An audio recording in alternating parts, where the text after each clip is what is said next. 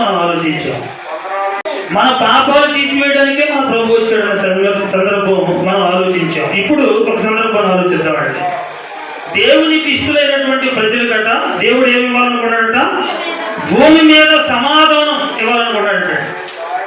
సమాధానం లేకుండా జీవించే మనకు ఒకరంటే ఒకరికి పడదు కాబట్టి పక్కన వారితో కూడా మాట్లాడలేని పరిస్థితి, ఇంట్లో వారితో కూడా మాట్లాడలేని పరిస్థితి, ఇదే సమాధానం లేని పరిస్థితులు. అంటే ఇలాంటి పరిస్థితుల్లో ఉన్నటువంటి మనుషులకు దేవుడు ఏం ఇవ్వాలనుకున్నాడట? సమాధానం ఇవ్వడానికి ఆయన వచ్చాడు. ఆయన సమాధానకర్తగా ఉన్నాడు. సమాధానాన్ని ఇవ్వడానికి ప్రభు ఈ లోకానికి వచ్చాడని లేఖనాల్లో ఎంతో స్పష్టంగా వ్రాయబడి ఉందండి. అయితే సమాధానకర్తగా ఈ లోకానికి వచ్చినటువంటి మహానుభావుడు జన్మదినాన్ని మనం పురస్కరించుకుంటూ ఉన్నాం. ఆ వేడుకను మనం జరుపుకుంటున్నాం. అయితే మనం తెలుసుకోవాల్సిన విషయం ఏంటంటే, భూమి మీద అందరికీ ఆయన సమాధానాన్ని ఇవ్వడానికి వచ్చాడన్న సంగతిని మర్చిపోకూడదు. కాబట్టి భూమి మీద ఏమి ఇవ్వడానికి వచ్చాడట? భూమి మీద ఉన్న మనుషులందరికీ సమాధానం. ఆయనకి ఇష్టలైన మనుషులకి అక్కడ చూడండి, అక్కడ ఆయనకి ఇష్టలైన మనుషులకు సమాధానము కలుగుటకు కలుగుతుంది. ఆయనకి ఇష్టలైన మనుషులకు సమాధానం అంటే ఎవరు దేవునికి ఇష్టలు, ఎవరికి సమాధానం అని మనం ఆలోచన చేస్తే, దావీదు గారి గురించి బైబిల్లో ఒక మాట రాయబడి ఉంటాడు. ఏమనిచ్చాడంటే దేవుడు అతని గురించి సాక్ష్యం, దావీదు ఇష్టానుసారుడైన మనుషుడు. దేవునికి ఇష్టానుసారుడుగా బ్రతికినటువంటి వ్యక్తులలో దావీదు ఉన్నాడు. దావీదు దేవునికి ఇష్టడు అంటే దేవుడు ఇష్టపడాలి మనల్ని. మనం దేవుడిని ఇష్టపడుతున్నామని చెప్పుకుంటాం. మరి మనల్ని దేవుడు ఇష్టపడుతున్నాడా అనేది మాత్రం ప్రశ్నగా ఉందండి. దేవుడు ఇష్టపడాలంటే మన బ్రతుకు దేవుడికి అనుకూలంగా ఉండాలి, వాక్యానికి అనుకూలంగా ఉండాలి. దేవుడు కోరుకునే విధంగా మన బ్రతుకులను మార్చుకోవాలి. అంతే కదండి. జాగ్రత్తగా మనం ఆలోచన చేస్తే ఇక్కడ చూడండి ఏమన్నాడు? చదువు ఒకసారి మరలా. సర్వోన్నతమైన స్థలములలో దేవునికి మహిమయు, ఆయనకు ఇష్టలైన మనుషులకు భూమి మీద సమాధానము కలుగును గాక.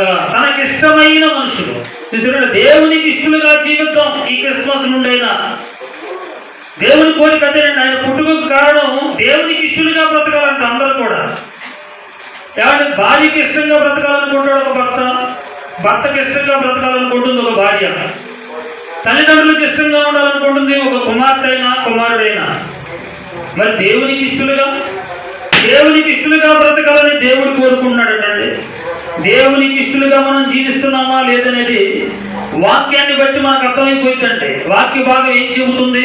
నా జీవితం ఎలా ఉంది, వాక్యం ఏం రాయబడింది, నా బ్రతుకు ఎలా ఉంది ఈ సంవత్సరంలో. అంతే కదా.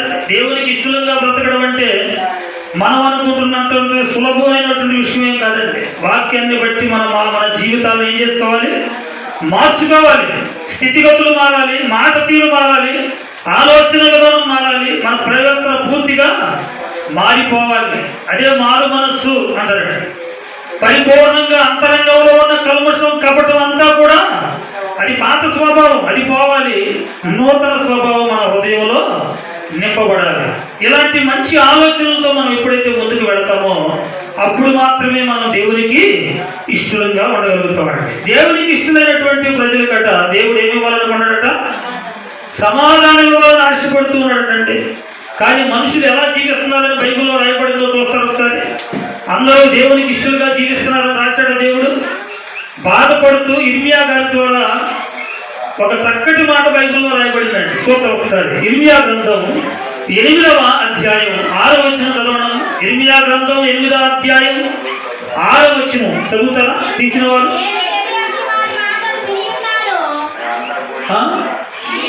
నేను చెవి ఎక్కి వారి మాటలు విని ఉన్నాను, పనికి మారిన వారని వారు మాట్లాడుకొనుచున్నారు. కాబట్టి నేనేమి చేసి తిని అని చెప్పి తానా చెడుతనమును గూర్చి చూసారంటే, చెడుతనమును గూర్చి పశ్చాత్తాపడేవాడు ఒక్కడు కూడా లేక. ఏమన్నా చదవడు? సరిగ్గా చదవాలి, చదివేవాడు జాగ్రత్త. చెడుతనమును గురించి పశ్చాత్తాపడేవారు ఒక్కడు కూడా లేకపోయాను అన్నాడు. ఒక్కడు కూడా లేరట. చెడుతనం చేయటంలో మాత్రం హైలైట్ అయిపోయారు. ఎందుకంటే మానవులు చెడు అంటే వీధికి చేస్తారంట. ఎదుటి వారి కుటుంబాల్లో చిచ్చు పెట్టడం, పాడు చేయడం ఈరోజు ఎక్కువైపోయింది. నీ కుటుంబాన్ని నువ్వు బాధ్యతగా చూసుకోవాలి. నీ కుటుంబాన్ని దేవుని వైపుకు నడిపించుకోవాలి. నీ కుటుంబం బాగుందో లేదో చూసుకోవాలి. ఇది దేవునికి కావాలి. ఇదైనా కావాల్సింది దేవునికి. తన్ను తాను పరీక్షించుకోవాలను అంటే ఏంటి? ఎవరికి వారే వాక్యాన్ని బట్టి పరీక్షించుకుంటూ నా బ్రతికెలా ఉంది, అసలు నా జీవితం ఏంటి దేవునిలో, నా ఆలోచనలు ఎలా ఉన్నాయి దేవుని వాక్యానికి అనుకూలంగాని ఎవరికి వారే పరీక్ష చేసుకుని సరిదిద్దుకోవాల్సినటువంటి పరిస్థితులు. కానీ ఈరోజు సమాజంలో పరిస్థితులు ఎలా ఉన్నాయి తెలుసా? వాడు చేస్తున్నాడు, ఈడీ చేస్తున్నాడు, ఎదుటి వాడు తప్పులు ఎదుగుతూ ఉంటారు. కానీ దేవుడు ఏం చెబుతున్నాడు? నీ కంటిలో నలుసు ఉంచుకొని, నీ కంటిలో దూరాన్ని పెట్టుకొని ఎదుటివాని కంటిలో ఏం చూపిస్తున్నావు? నలుసును చూపిస్తున్నావా? ఎదుటివాని కంటిలో ఉండేది నలుసు అంటాడు. నలుసు అంటే చాలా చిన్నది. మరి మన కంటిలో ఉండేది? ఎదుటివాడి తప్పులు చూపించేవాడి కంటిలో పెద్ద దూరమే ఉందట. కాబట్టి ఎప్పుడు కూడా ఎదుటివాడిని తక్కువ చేసి మాట్లాడకూడదు. ఎదుటివారి పాపాల గురించి మాట్లాడే హక్కు కూడా మనకు లేదండి. పాపాన్ని క్షమించే హక్కు మనకు లేదు. పాపాల గురించి మాట్లాడే హక్కు కూడా మనకు లేదండి. చేతనైతే ప్రార్థన చేయమన్నాడు. నీ సహోదరుల నిమిత్తం ఏం చేయమన్నాడు? అందరి కోసం ప్రార్థన చేయవాలి, మారు మనసు కోసం చేయాల్సింది ఇది. చేతనైతే సహాయం చేయమన్నాడు, చేతనైతే మేలు చేయమన్నాడు. చేయాల్సింది ఇవే తప్ప ఎదుటి వారి పాపాలను ఎత్తిపడవడం కానీ, అది చేస్తున్నారు ఇది చేస్తున్నారని గేలి చేయటం కానీ ఎలాంటివి చేయకూడదు. రెండోది, పాపాన్ని ప్రోత్సహించకూడదు. ఎవరి చేతన పాపం చేయించినా కానీ ఆ పాపానికి శిక్ష ఎవరు అనిపిస్తారు చెప్పండి? చేసిన వారా చేయించిన వారా? పాపం ఎవరి చేతన చేయించారనుకోండి, చేసిన వారు అనుభవించాలా చేసేవారు అనిపిస్తారు చెప్పండి? బైబిల్ ప్రకారంగా ముఖ్యంగా ముందు చేయించిన వారు అనిపిస్తారని బైబిల్లో ఉందండి. ఎవరైతే పాపం వైపుకి ఎవరైనా నడిపిస్తారో వారికి ముందు శిక్ష విధిస్తాడట దేవుడు. తర్వాత చేసిన వారికి కూడా శిక్ష విధించడం జరుగుతుంది. కాబట్టి పాపం అనేది కామన్ అయిపోయింది భూమి మీద. దేవుడు కోరుకుంటూ ఉన్నాడు, దేవునికి ఇష్టలుగా బ్రతికితే భూమి మీద సమాధానాన్ని ఇవ్వాలనుకుంటున్నాడట. భూమి మీద సమాధానం ఉండాలంటే ముందుగా మనం దేవునికి ఇష్టలుగా ఉండాలి. సమాధానం లేదు అంటే ఒకటండి, ఇక ఏమి లేదన్నమాట. దేవునికి ఇష్టలుగా మనము లేము. వాడితో మాత్రం నేను పలకనండి, ఆమెతో మాత్రం నేను పలకనండి, వాడితో మాత్రం నాకు సంబంధం లేదు అన్నావు అనుకో, దేవునికి నువ్వు ఇష్టం లేదని బైబిల్ చెబుతుంది. చూడండి, రాయబడిన మాట అదే. దేవునికి ఇష్టమైన ప్రజలకట భూమి మీద ఏమిస్తాడు దేవుడు? సమాధానం కలుగును గాక. దేవునికి ఇష్టమైన వారికి మాత్రమే సమాధానం కలుగుతుంది. సమాధానంగా ఉన్నవారు మాత్రమే దేవునికి ఇష్టలుగా బ్రతకగలరు. చూసారండి మన జీవితం ఎలా ఉంది? నిజంగా సమాధానంగా అందరితో సమాధానంగా ఉంటున్నామా? అందరితో సఖ్యతగా ఉంటున్నామా? అందరితో ప్రేమ కలిగి జీవిస్తున్నామా? అందరి పట్ల మన వైఖరి ఎలా ఉంది? ఆ విధానాన్ని బట్టి దేవునికి మనం ఇష్టలుగా ఉండగలమంటండి. దేవునికి ఇష్టలుగానా మనం అనేది వాక్యాన్ని బట్టి మనం ఒకసారి పరీక్షించుకోవాలండి. ఇర్మియా గ్రంథంలో ఏమన్నాడమ్మా? 8:6 ఒకసారి మరలా చదవండి. 8:6 నేను చెవియొగ్గి వారి మాట విని ఉన్నాను. ఏం మాట్లాడుకుంటారట? దేవుడంట చెవియొగ్గి వింటున్నాడట భూమి మీద ఉన్న మనుషుల వైపు. అప్పుడంట మనుషులు మాట్లాడుకుంటున్నటువంటి మాటలు ఏం మాటలంట మాట్లాడుతుంది? పనికి మాలిన మాటలు మాట్లాడుతున్నారంటే. ఏంటి మనుషులు పనికి మాలిన మాటలు మాట్లాడతారా? మరి ఎందుకు రాయించాడు దేవుడు మాట? ఈ మాటని మాట్లాడతారు కనుకనే. పనికి మాలిన మాటలు వాళ్ళు మాట్లాడుతురు. నేను ఏమి చేసి తిని అని చెప్పి నేనేమి చేసిందని చెప్పి తన చెడుతనమును గూర్చి పశ్చాత్తాపడువాడు ఒక్కడును లేకపోయినా. తప్పు చేయటం నేను అసలు ఏ తప్పు చేయలేదని చెబుతున్నావు. దేవుని దగ్గర ఒప్పుకునేవాడు అక్కడ లేడట. వాళ్ళని చేసి రిలీజ్ చేశారని చెబుతున్నావు. నువ్వు చేసింది దేవుని దగ్గర ఒప్పుకుంటున్నావా విడిచిపెడుతున్నావా అని దేవుడు ప్రశ్నిస్తున్నాడు. మనం చేయాల్సిన పని ఏంటి? మనం చేసే తప్పుని దేవుని పాదాల దగ్గర విడిచిపెట్టి ఒప్పుకొని దాని జోలికి వెళ్లకుండా మన జీవితాన్ని పవిత్రంగా కాపాడుకోవాలి. ఇది దేవునికి కావాలి. ఇలాంటి మంచి మనసు దేవునికి కావాలండి. ఇలాంటి మంచి మనసుతో ఎవరైతే చేసిన తప్పును ఒప్పుకొని విడిచిపెట్టి దేవుని కొరకు బ్రతుకుతారో వాళ్ళే దేవునికి ఇష్టలు. దేవునికి ఇష్టలైనటువంటి ప్రజలకు భూమి మీద ఏం కలిగిద్దంట? సమాధానం కూడా కలిగిద్దండి. సమాధానం లేకపోవడానికి కారణం ఏంటి ఇప్పుడు చెప్పండి? అర్థమైందా? సమాధానం ఉండడం లేదంటే కారణం ఏంటో తెలుసా? మనం దేవునికి ఇష్టలుగా బ్రతకడం లేదని అర్థం.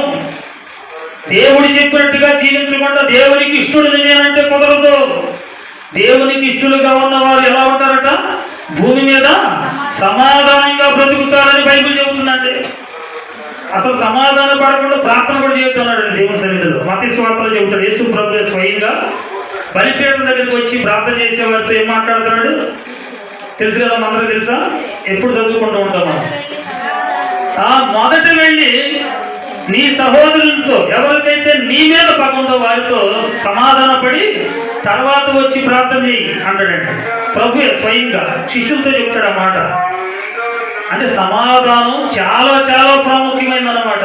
సమాధానం లేకుండా దేవునికి ఇష్టంగా కూడా మనం ఉండలేమన్న సంగతి మనకు అర్థమైంది. కానీ మనుషులంతా చెడుతనాన్ని ఒప్పుకునే స్టేజ్లో లేదంట, చేసే స్టేజ్లో ఉన్నారు. పాపం వెంబడి పాపం, చెడు వెంబడి చెడు చేసుకుంటూ వెళ్తున్నారంట. కానీ పశ్చాత్తాపడువాడు, చెడుతనమును గురించి పశ్చాత్తాపడువాడు ఒక్కడు కూడా లేకపోయిన అన్నట్టు ఒక్కడు లేడంటే. పశ్చాత్తాపడి చెడు నొప్పుకునేవాడు కొంతమంది ఉన్నారని చెబుతున్నాడా? లేదండి. ఆ జాగ్రత్తలు మనం కూడా ఉన్నాం అందరమే. ఒక్కడు కూడా లేడన్నాడంటే ఒక్కడు కూడా లేడు అంతే. చెడు చేసి పశ్చాత్తాపంతో అయ్యా నేను చెడు చేశాను నన్ను క్షమించని ఆయన పాదాల మీద పడి కన్నీటితో ఒప్పుకొని విడిచిపెట్టాలి కదా అందరికి వెళ్ళకుండా. అప్పుడు దేవుని యొక్క ఇష్టానుసారులైనటువంటి మనుషుల జాబితాలోకి మనం వస్తామండి. ఆలోచన చేద్దాం. ఇంకా మనం కొంచెం ముందుకు వెళ్ళి ఆలోచన చేసినట్లయితే మరొక మాట చూద్దాం. చూడండి, యెషయా గ్రంథం 53వ అధ్యాయం 6వ వచనం. మనమందరము గొర్రెల వలె ఏమైపోయామంట? త్రోవ తప్పితిమి. మనలో ప్రతివాడును తనకు ఇష్టమైనట్లుగా నడుస్తున్నాడటండి. దేవుని ఇష్టం లేదు. ఇక ప్రతివాడు త్రోవ తప్పాడట. తనకి ఇష్టమైనట్లుగా ప్రవర్తిస్తున్నాడటండి. ఎవరి ఇష్టం వాడిది. నా ఇష్టం అంటారండి అవసరమైతే. దేవుని ఇష్టం ఇంకేమవుతుంది? ఇక ఆయన ఇష్టమేమి లేదు, మన ఇష్టమే. ఇక చూసారా? తన ఇష్టానుసారంగా చదవండి మళ్ళీ ఒకసారి. మనమందరము గొర్రెల వలె త్రోవ తప్పితిమి, మనలో ప్రతి వాడును ఏం చేశాడట? తనకు ఇష్టమైన త్రోవకు తొలగను. దేవునికి ఇష్టమైన త్రోవలో ఉండడం లేదట. మనకి ఇష్టమైన త్రోవ, మనకి ఏది నచ్చితే అది చేయడమే. మనం ఏ రూట్లో వెళ్ళాలనుకుంటే ఆ రూట్లో వెళ్ళిపోవడమే. మరి దేవుని ఇష్టం ఏంటి? మన ప్రవర్తన ద్వారా దేవుడు ఇష్టపడుతున్నాడా? మన ఆలోచనలు దేవునికి ఇష్టంగా ఉంటున్నాయా? మన క్యారెక్టర్ దేవునికి ఇష్టపడుతున్నాడా అనేది ఆలోచన ఏమీ లేదండి. ఆలోచించండి జాగ్రత్తగా, చాలా జాగ్రత్తగా దేవుని వాక్యాన్ని మనం ఆలోచన చేస్తూ ముందుకెళ్దామండి. చేసిన పాపాన్ని పశ్చాత్తాపంతో ఒప్పుకునేవాడు ఒకడు లేడట.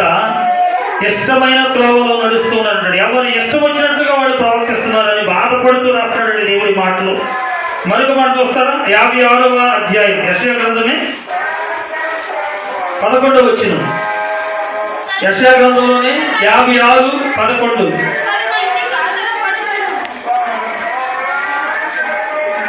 వారందరూ తమకిష్టమైన మార్గమున పోగుదురు అంటారండి.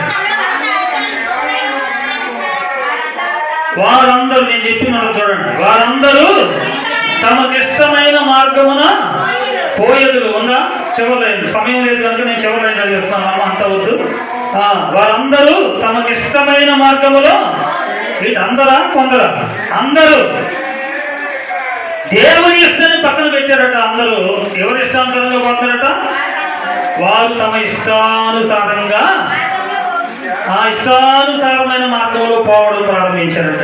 మరి దేవుని ఇష్టం ఏమైపోయింది? దేవునికి ఇష్టలుగా ఉండాలన్న సంగతి మర్చిపోయారండి ఈరోజు క్రైస్తవుడు కూడా. దేవునికి ఇష్టలుగా ఉండాలి మనం కావండి. కొంచెం మనం ముందుకు వెళితే న్యాయాధిపతుల గ్రంథం 17వ అధ్యాయం 6వ వచనం చదవమ్మా. ఇప్పటి వరకు మనం ఒక సంగతిని తెలుసుకున్నాం, ప్రతి వాడు కూడా తనకి ఇష్టమైన మార్గంలో తిరుగుతున్నాడు అనే సంగతి చూసాం, అంతేకమ్మా. రెండవ సంగతి చూద్దాం.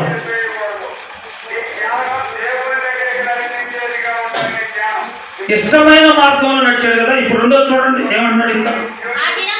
న్యాయాధిపతుల గ్రంథం 17వ అధ్యాయం 6వ వచనం. లేడు. ఎక్కడి నుంచి చూడండి. ప్రతి వాడు ఏమన్నాడు? తనకిష్టానుసారముగా ప్రవర్తించుచున్నాడు.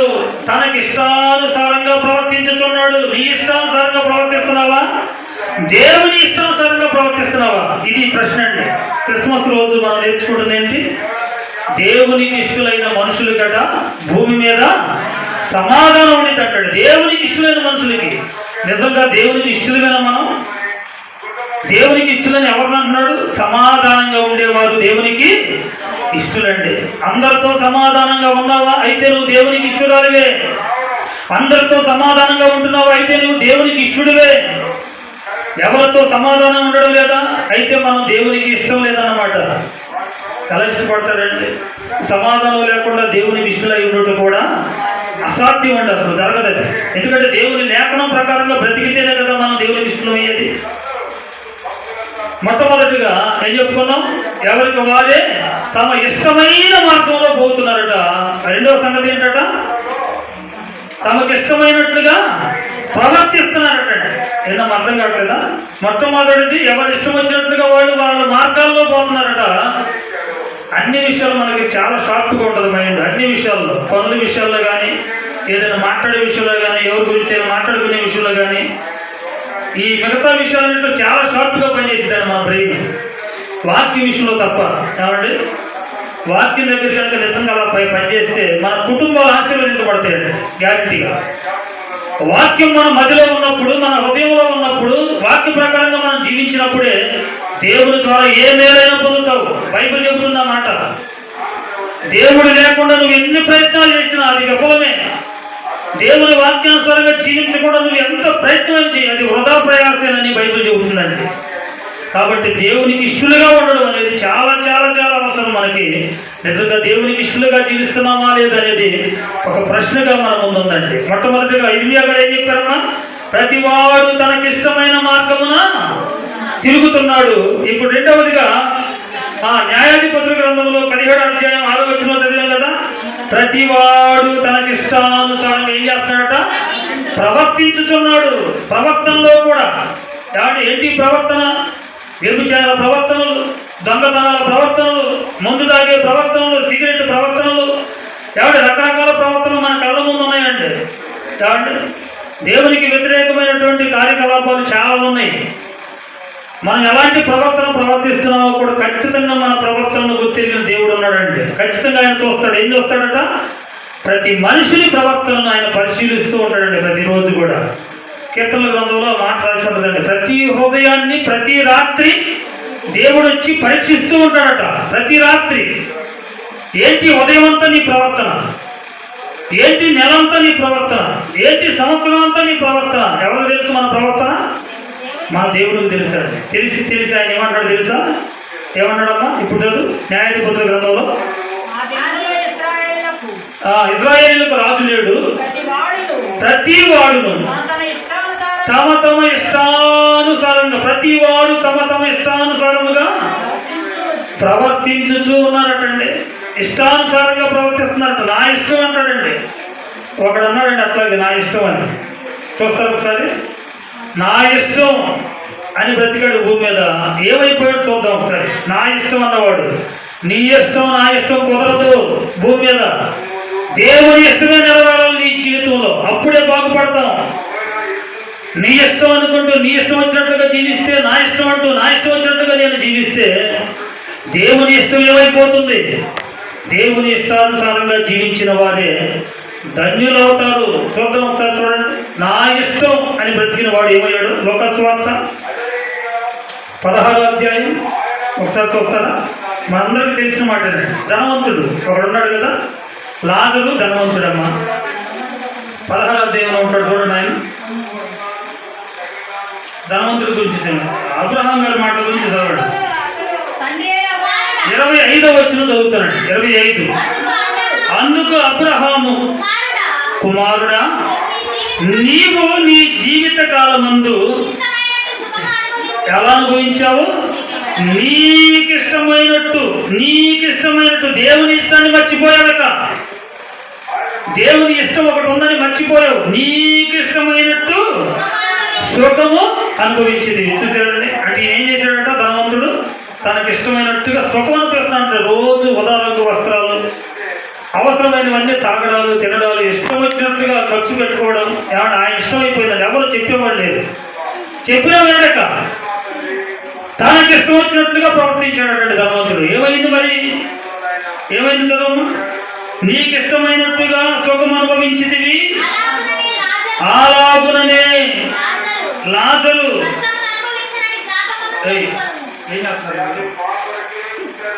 బైబిల్ తెరవాలి ఇద్దరు.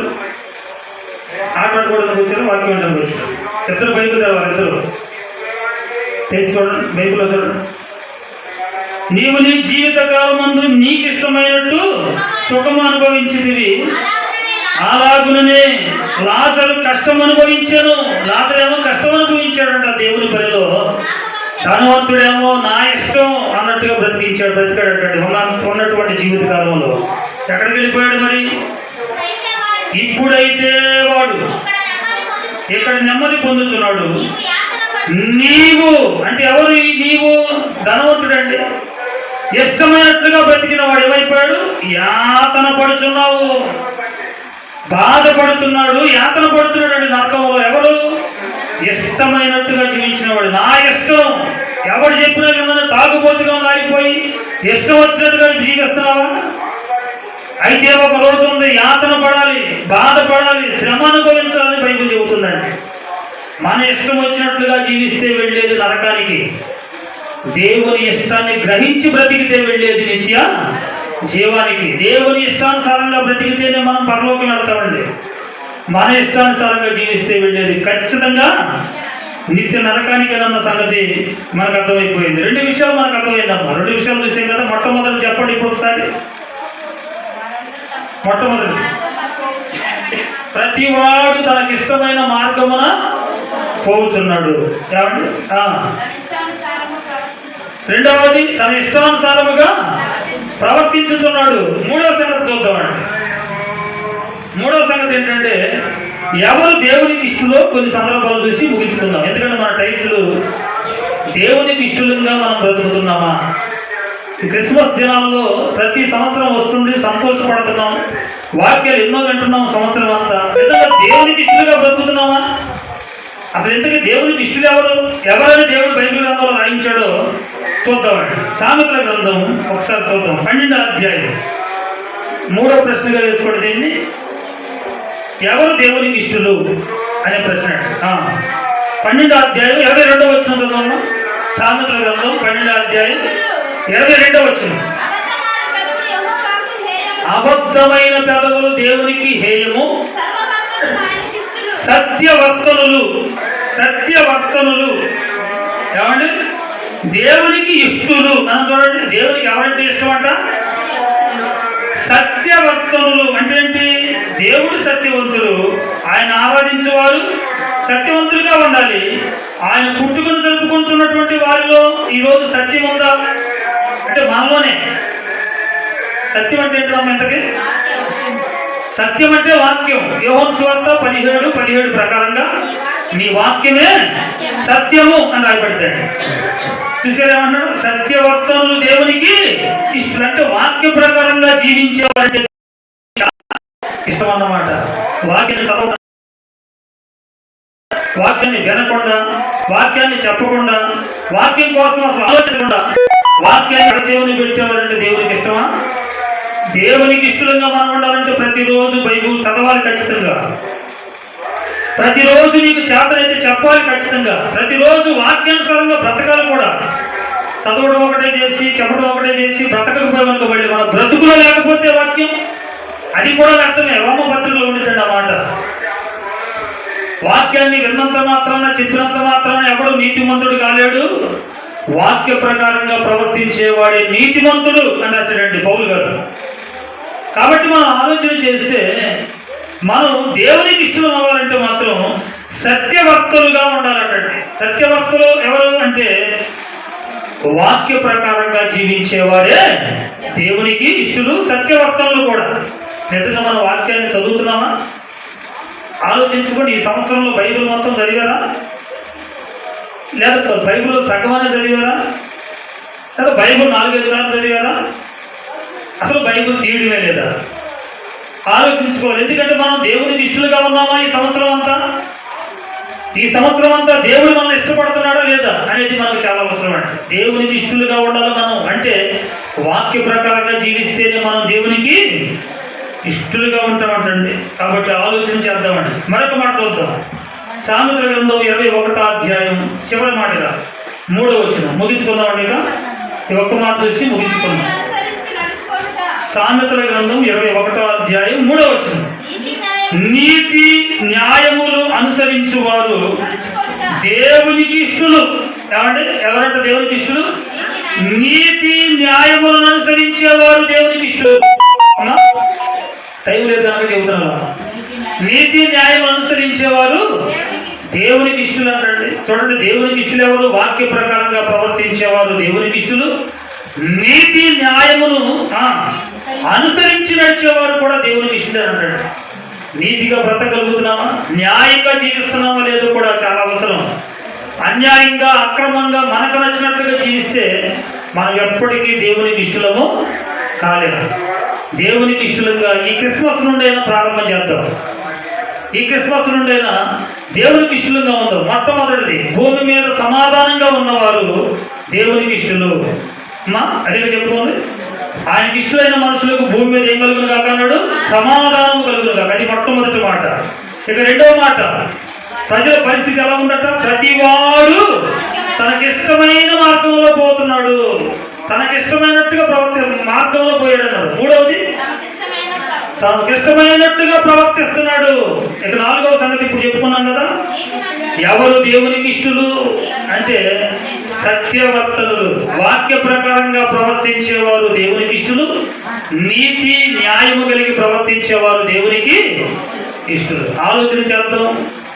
ఈ సంవత్సరంలో మరలా దేవుడు మనకు ఒక చక్కటి అవకాశాన్ని ఇచ్చాడు కనుక దేవుని వాక్యానుసారంగా బ్రతికే చక్కటి అవకాశం, ఆరోగ్యం, ఆయుష్కాలం పొడిగించాడు కనుక నేటి నుండైనా మంచి నిర్ణయాన్ని తీసుకుందాం. దేవునికి ఇష్టలుగా ఒకవేళ మనం ఇప్పటి వరకు లేకపోతే, ఇప్పటి వరకు మన జీవితాన్ని దేవునికి ఇష్టానుసారంగా జీవించకపోతే మనం మంచి నిర్ణయాన్ని తీసుకోవాలయ్యా. ఈ రోజు నుండి నేను దేవునికి ఇష్టరాలుగా బ్రతకాలనుకుంటున్నానని మంచి నిర్ణయాన్ని మనం తీసుకుందామండి. అట్టి కృప దేవుడు మనందరికీ కూడా అనుగ్రహించును గాక. చిన్న ప్రార్థన చేసుకుందామండి. చిన్న ప్రార్థన. పరలోకమందున్న మా కన్న తండ్రి, ఇప్పటి వరకు మీ మాటలు వినే కృపను భాగ్యాన్ని మాకు ఇచ్చినందుకై కృతజ్ఞతలు తండ్రి.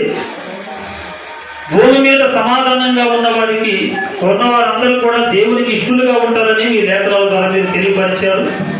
నిజంగా తండ్రి, ఈ భూమి మీద మేము సమాధానంగా ఉండి మీకు ఇష్టలుగా ఉంటున్నామో లేదో ఆలోచించుకునే చక్కటి అవకాశాన్ని ఇచ్చారు. తిరిగి నాయన ఎవరి ఇష్టానుసారంగా వారు తమ మార్గంలో వెళుతున్నారని 2వ మాటగా మీరు తెలియపరిచారు. మా మార్గం ఏమైందో, జీవ మార్గంలో వెళుతున్నామో మరణ మార్గంలో వెళుతున్నామో ఆలోచించుకొని సరి చేసుకునే కృపను అనుగ్రహించండి. అదేవిధంగా 3వదిగా నాయన మా ఇష్ట ప్రకారంగా ప్రవర్తిస్తున్నామని కూడా రాయించారు తండ్రి. మీ ఇష్టాన్ని పక్కన పెట్టి మా ఇష్టానుసారంగా జీవిస్తే వెళ్ళేది నరకానికేనని, ధనవంతుడు నరకంలో యాత్ర పడుతున్నాడని కూడా మీరు సెలవించారు. అదేవిధంగా నాయన 4వదిగా చివరిగా మేము ఆలోచన చేసే ఎవరు దేవునికి ఇష్టలు అంటే సత్యాన్ని పాటించేవారు, అనగా వాక్య ప్రకారంగా బ్రతికేవారు దేవునికి ఇష్టలని, నీతి న్యాయము జరిగించేవారంటే దేవునికి చాలా ఇష్టమని మేము తెలుసుకోగలిగాం తండ్రి. ఈ లక్షణాలు మా జీవితాల్లో ఈ సంవత్సరం అంతా మేము కొనసాగించామో లేదో ఆలోచించుకొని మంచి నిర్ణయాలు తీసుకొని నేటి నుండి అయినా నాయన మరొక సంవత్సరంలోకి ప్రవేశించబోతూ ఉన్నాము. నేను కొత్త ఆత్మలతో, కొత్త ఆలోచనలతో, కొత్త ప్రవర్తనలతో నేను మిమ్మల్ని గణపరిచే కృపను బిడ్డలకు మీరు ప్రసాదించమని యేసు పరిశుద్ధ నామంలో ప్రార్థిస్తున్నాము తండ్రి. ఆమేన్. కాబట్టి ముందుగా ఒక పాట పాడుకుంటూ కానుకలు సమర్పించుకున్నామండి. తర్వాత పలహార కార్యక్రమం ఉంటుంది కనుక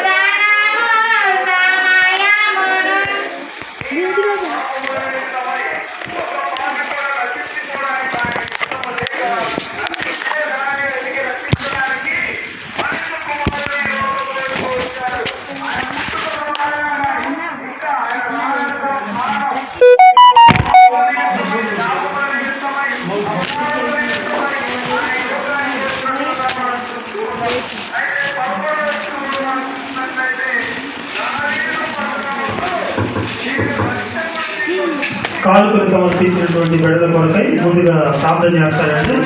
తదుపరి పలహార కార్యక్రమం ఉంది మన మధ్యలో ఉన్నటువంటి బాబురావు అన్నయ్య వచ్చి కానుకలు సమర్పించినటువంటి బిడ్డల కొరకై ప్రార్థన చేస్తారండి. తదుపరి పలహారం కొరకు ప్రార్థన చేస్తున్నాం.